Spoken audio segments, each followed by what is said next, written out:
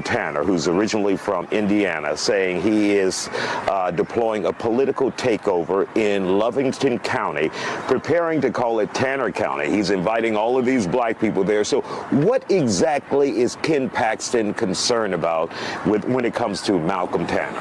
Well, the purported reason for the lawsuit is sanitation and the lack of established facilities, the strain on the infrastructure.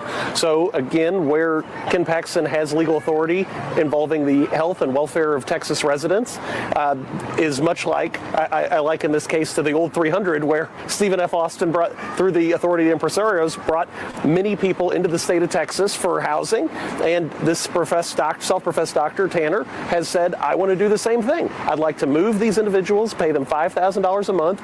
This county has a lot of wealth from the Permian Basin, only 64 residents, over $60 million in the coffers, so that's about $1 million per current resident available for this individual if he's able to win the elections to reallocate some of those resources. So I think that's another concern for the Attorney General moving into an election season. As we look at redistricting, as we look at maintaining a conservative majority, this individual bringing possible liberals, possible Democrats into an area, then taking over a very wealthy, oil-rich county, possibly imposing regulations beyond that of the Railroad Commission and restricting this access of resources is very concerning on a visceral level. And he's made it clear, he's also said melanated people, people of color, we want to bring them here so they can have the political power, and he hadn't been shy about saying that. Absolutely, and like the 300 who came here with the promise of converting to Catholicism, they didn't do that. With the promise of not bringing slaves, they brought slaves. With the promise of adhering to Mexican standards and learning Spanish,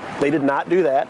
We have an individual who's taking a lot of these principles that our republic was founded on and saying, no, I would like to see more of Tanner County looking like me, and then bringing an area where it's depopulated. The weight can be much more aggregate power than bringing 5,000 individuals to Houston. So that's going to dilute the vote, versus in this county, in Loving County, maybe like Loving versus Virginia, we're just going to break in and desegregate this and integrate, and there will be people of color with the majority of the vote.